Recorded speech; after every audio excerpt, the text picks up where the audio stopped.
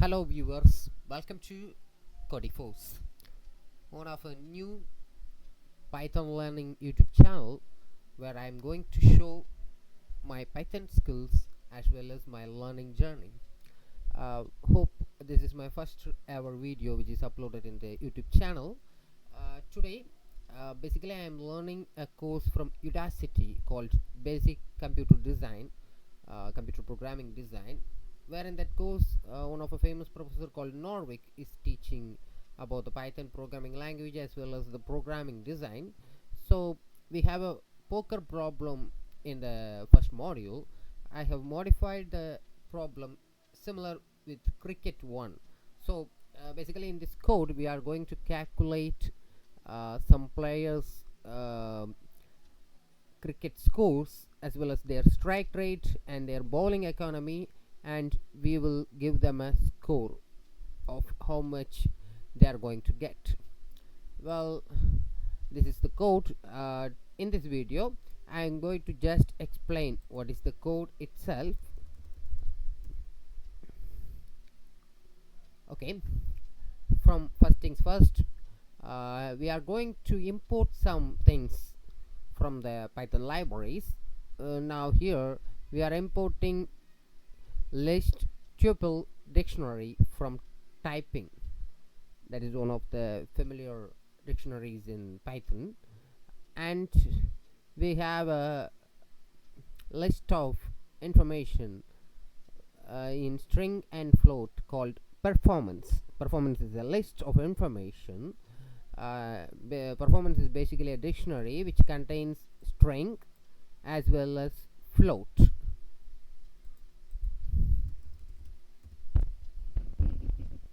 Is a dictionary which contains string as well as float. So that is the main point. We are using square brackets because it is a list. It is a list of content. We are using dictionary because we are going to fetch the string value. String means the player's name, float means the player's score. That will be saved in the list dictionary called performance. So first things first, we have our first function called evaluate performance, where p colon performance, like we are calling performance as p. We have declared performance earlier as a dictionary, and we are identifying performance as p in the evaluate performance function, and we are expecting that is a identifier called a dash and a right arrow, which means we are mentioning float. Like in this particular function we are expecting a float as an output. Okay, initially we are setting score as 0. If p of performance of balls which is greater than 0, we have going to calculate the strike rate as well as the score, because without a single ball a person could not get any score, which means in cricket the player must be face some balls to score some runs. So if the balls is 0, the function wouldn't be executed, the score will remain as 0. Otherwise, if there is some balls were thrown, so the function will the condition will get executed and we will going to calculate the strike rate. In terms of cricket, we calculate strike rate in terms of runs divided by balls into 100. That would be the strike rate. Like if you are scored 200 runs in 100 balls, your strike rate would be 200. That is the thing.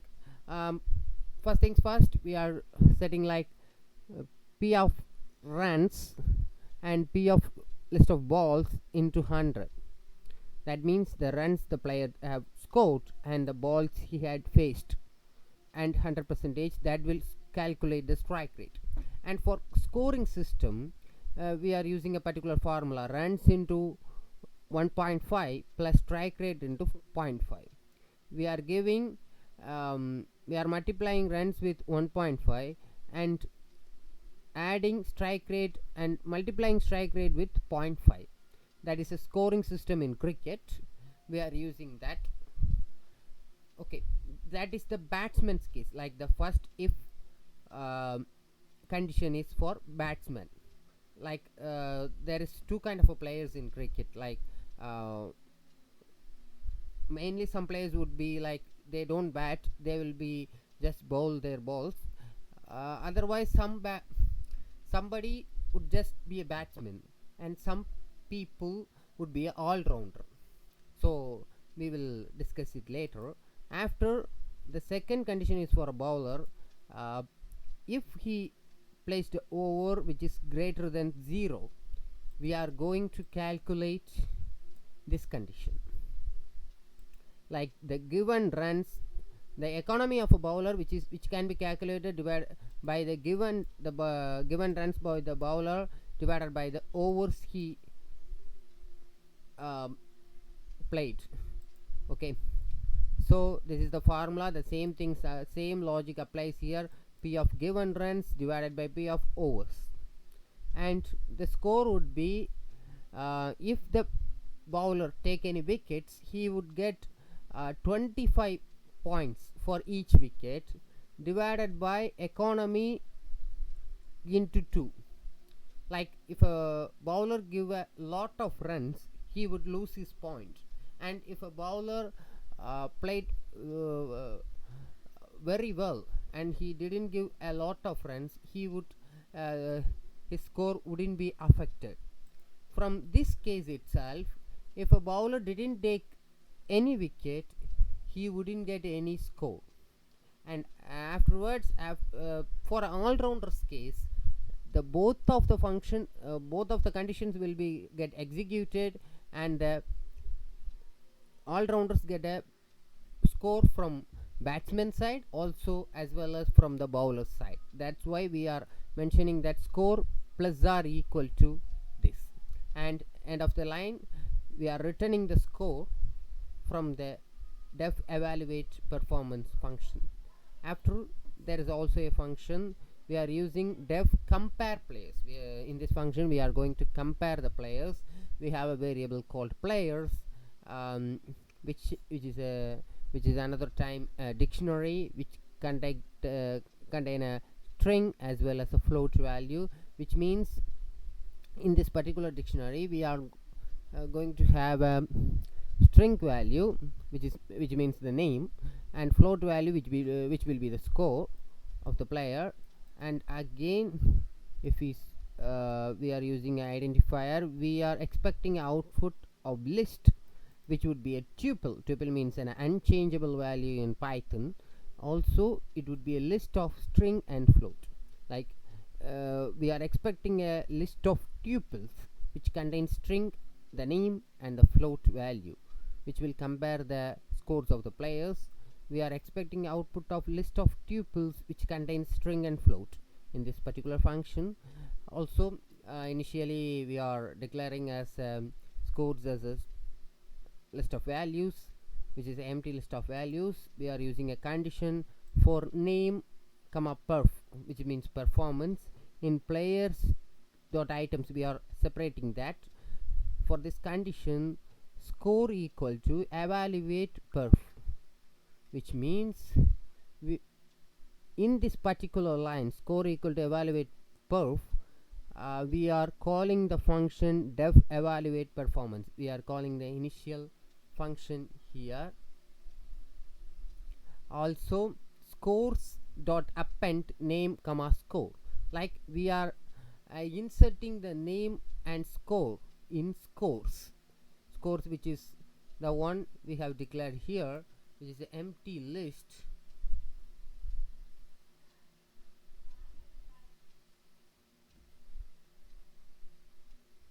This empty list. After that, we are going to sort the scores, like from ascending to descending, like who gets the first score. If a player got 200 points, he would be in the first rank.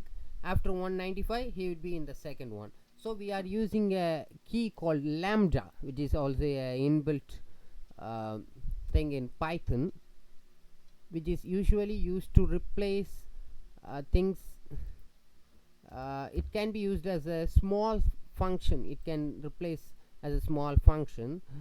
For lambda x colon x of 1, why we are using x of 1?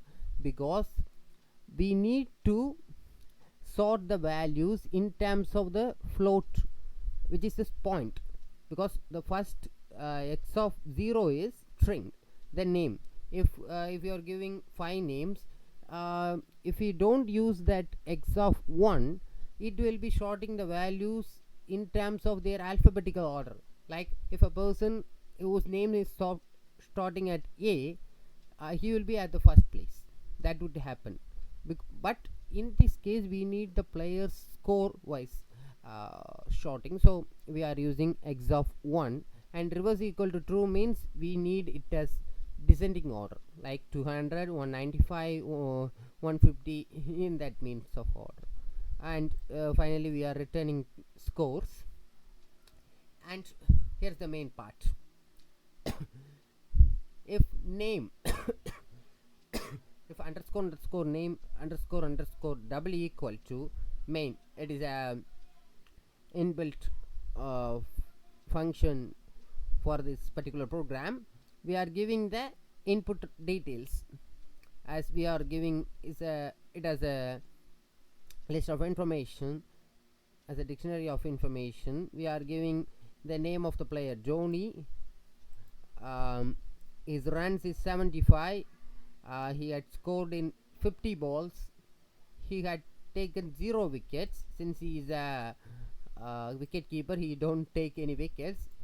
He bowled 0 overs. He didn't give any runs. So in this case, Dhoni is purely a batsman. On the other hand, if you look at Kohli, he had scored 10 runs in 15 balls, but he had taken 3 wickets. Usually Kohli is a great batsman in cricket, but in this scenario he is performed as an all-rounder. He had taken 3 wickets in 3 overs and given 18 runs. So he would get points from both of the condition which is in the evaluate performance. Like if he had also bowled some overs, also he had scored some runs, so he would get both points from both of the conditions. That would be the case. We are comparing 4 players here, and finally we had assumed a variable called rank is equal to compare players of players.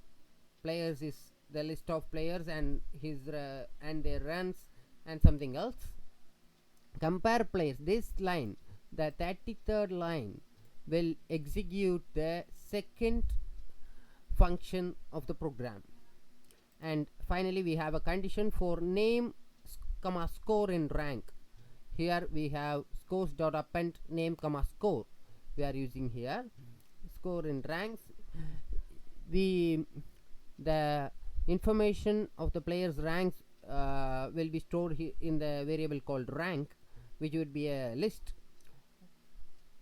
In this condition we are going to print the player's name as well as their score. Finally, if we give the output of this function, output of this entire program, we will get a score for each and every player, and the first name would be the player who had a best score, and less scored players will be coming in the afterwards. So this is the programming design. I have learned this program with the help of ChatGPT as well as some other AI tools. Since if you're learning the basic programming design course from Udacity or any other platform, we need to create some programs on our own, and we can create examples which we are already aware of, like that. Especially I have poker problem in that Udacity course, but I'm not aware about poker. I'm not sure about the poker rules, so I had modified the program. I have used to create a smaller 35 line program to evaluate the performance of cricket players. So that would be the greatest learning. To be honest, I'm still a learner. If you have any doubts or suggestions, you can drop in the comment box. See you in another Python learning video. Also, I'm planning to upload some tutorials on Git also, and also if you have any doubts, you can without any hesitation you can contact me in the comment box. Thank you very much. See you in another video.